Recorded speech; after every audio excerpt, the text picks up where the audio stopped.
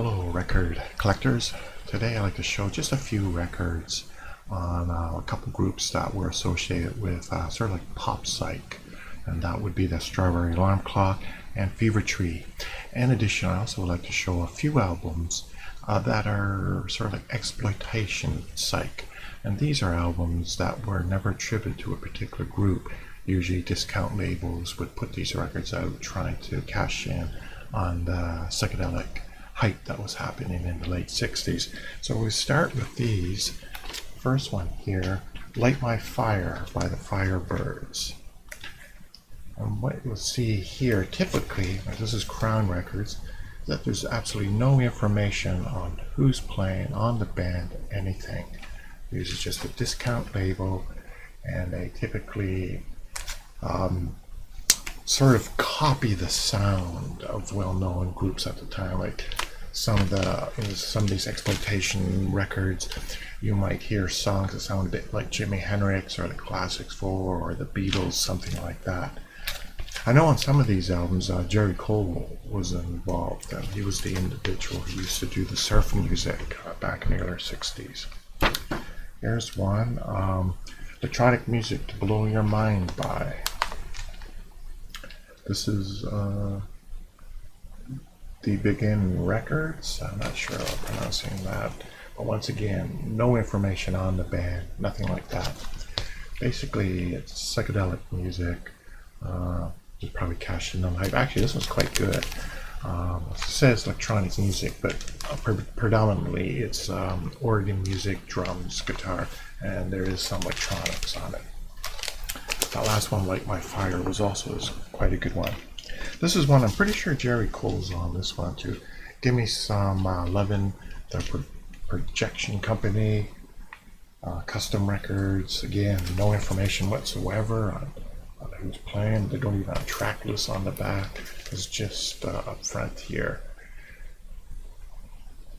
A lot of times when you hear these, either it's like a cover version of someone else's song, or you can tell if it's a title you don't recognize, they've clearly ripped somebody off. It sounds just like someone else's music. Here's one. Are You Experienced? T Swift and the Electric Bag, custom record again.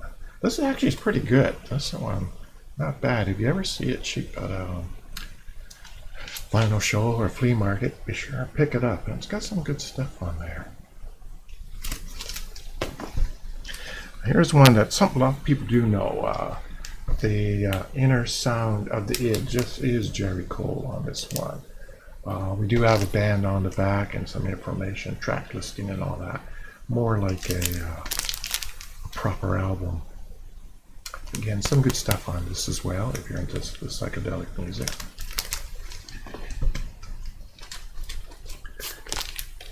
Guitar Explosion, the Electric Underground. But you got a picture of a band on the back. I don't know who these guys really are playing, but this is, this will tell you the label. I'm not even sure. Premier, whatever, I'm not familiar. This one is okay, not great. Wouldn't want to spend more than $5 on one like this.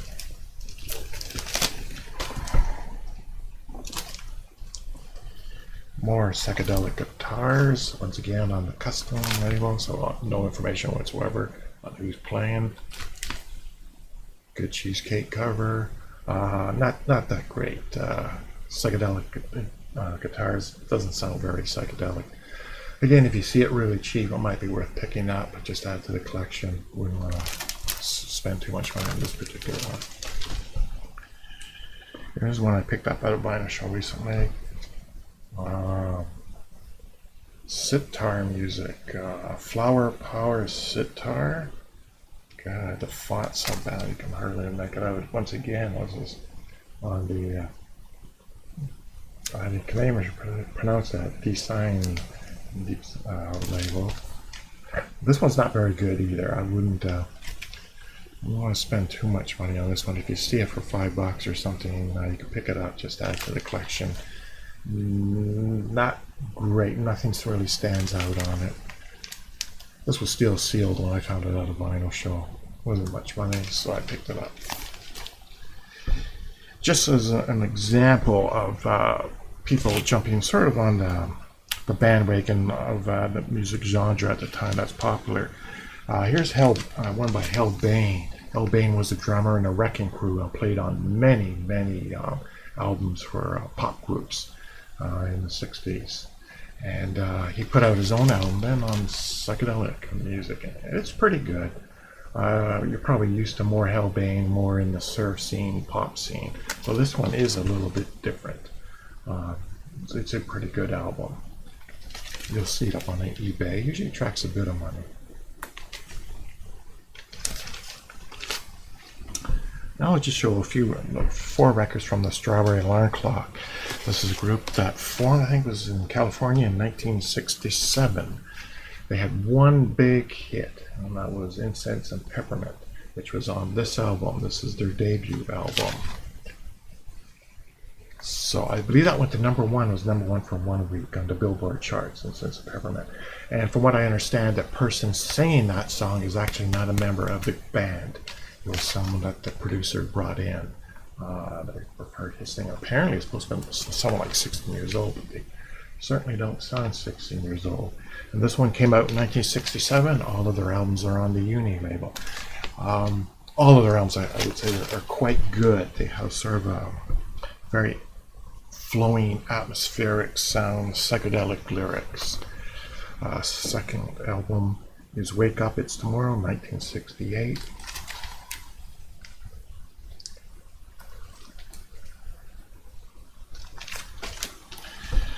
Third album, The World in a Seashell, I think it was 1968. Once again, Uni label. This is a very good album, this one. I really like this. And their fourth album from 1969, Good Morning, Starshine. In my opinion, this might be the weakest of the four. It's still a good album, but I don't like it quite as much as the other three.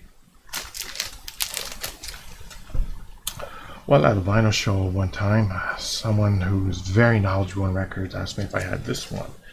I said, no, I'm not even aware of it. And they said, buy it. And I said, okay. But basically, it's just a compilation of some of their songs from their albums. You can't even call it the greatest hits because Incense and Peppermint is not on it. But apparently, it's supposed to have been a little bit collectible. When I was paying for it, someone was looking over my shoulder said, well, that's a very good buy. So whatever. I don't know, not necessary for me to really buy it since I had all four of their albums anyway, but I got it. And the Strawberry Alarm Clock was on the soundtrack for a movie, Psycho. This is on the Capitol label. And there's probably a few other, I expect they were probably the biggest group on there. Oh, the Seeds, a well-known group, Seeds, right. They were also on the soundtrack, I think it was Beyond the Valley of the Dolls as well.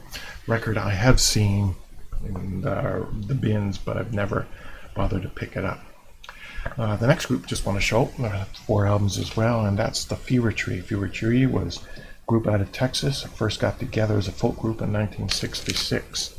They put out four albums, three of them on the Uni MCA label and one on Ampex, the last one. This is their first album. This is a little bit more harder psych, certainly a bit harder psych than the Strawberry Alarm Clock. Very good stuff. Here they do cover versions of other people's songs, especially the Beatles. And they do one here, Day Tripper, on side 2. It's absolutely excellent. Fantastic version of Day Tripper on this band. They had only one, I think, song that ever reached the top 100. And San Francisco Girls, I think, reached like probably 91 or something like that in the Billboard charts. And that's it. That's the only thing they ever had to chart. That album came out in 1968. Also in 1968, Another Time, Another Place. Another good album. New label. The third album is 1969, called Creation.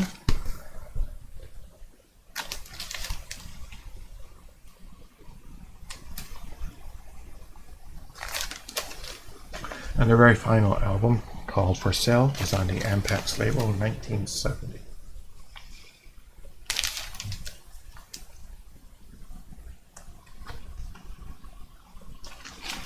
So that's a little bit of pop psychedelic, rock psychedelic for you from my collection. Thank you very much for watching.